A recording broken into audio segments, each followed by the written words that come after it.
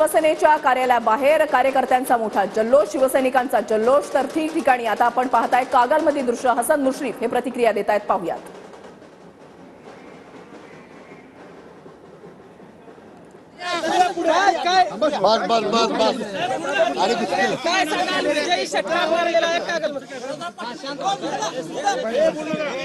कागल विधानसभेच्या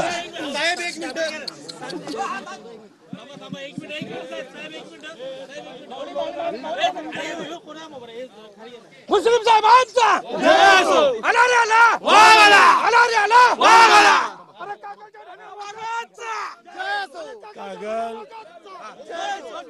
कागल विधानसभेच्या मतदारसंघातील सर्व मतदारांनी माझ्यावर पुन्हा एकदा विश्वास व्यक्त करून सलग 6व्यांदा त्यांनी मला विजयी केलं। त्याबद्दल मी मनपूर्वक सगळ्या जनतेचं, सर्व मतदारांचं आणि ज्या कार्यकर्त्यांनी मला विजयी करण्यासाठी हाडाची काढं रक्ताचं पाणी केलं आणि जीवाचं रान केलं त्या सर्व कार्यकर्त्यांचा मी मनपूर्वक आभार मानतो आणि त्यांना मी दंडवत घालतो। राज्यात महायुतीचं सरकार आलेलं आहे, हे बघा, मी माझ्या निकालामध्ये व्यस्त होतो, त्यामुळं मी आकडे काय फारसे बघितलेले नाहीत, परंतु युती फार पुढं आहे आणि महाविकास आघाडीचा फडशा पडल्याचं मी ऐकलेलं आहे। त्यामुळे निश्चितपणानं महाविकास आघाडीची सत्ता, हे महायुतीची सत्ता निश्चित सरकार येईल।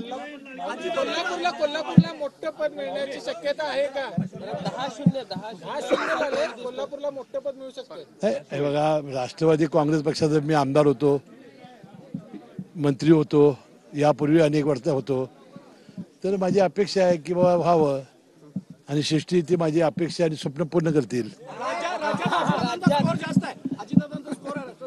नाही, मी अजून नाही ऐकलं, मी त्यातल्याला ऐकीन, कारण अजितदादांच्या बरोबर 40 पेक्षा जास्त जागा येणार हे आम्ही आधीच भागीचा केलं होतं।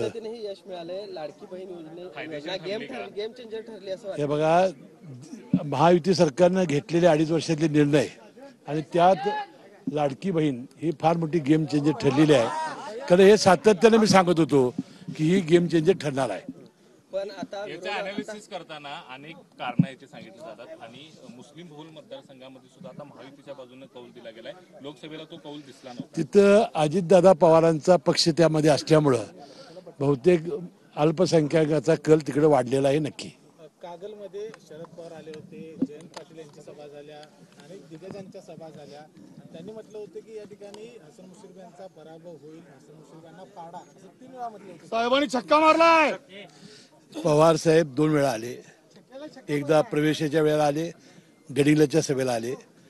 जे प्रदेश अध्यक्ष जयंत पाटील हे 3 वेळा आले, एकदा ते निमंत्रण द्यायला आले कारखान्यावर, नंतर आले शिवर स्वराज्य ते गडिंगलमध्ये सभा घ्यायला, त्यानंतर परवा आले ते शेवटची सभा घ्यायला, त्यानंतर अमोल कोल्हे आले, सुप्रियाताई। मला आश्चर्य वाटलं की मी 25 वर्ष आमदार आहे, माझ्या कागल मतदार कधी ते आल्या नाहीत, खरं पहिल्यांदा त्या माझ्या मतदारसंघात आल्या। मी त्यांचा आभारी आहे की मतदारसंघ त्यांनी पहिला बघितला।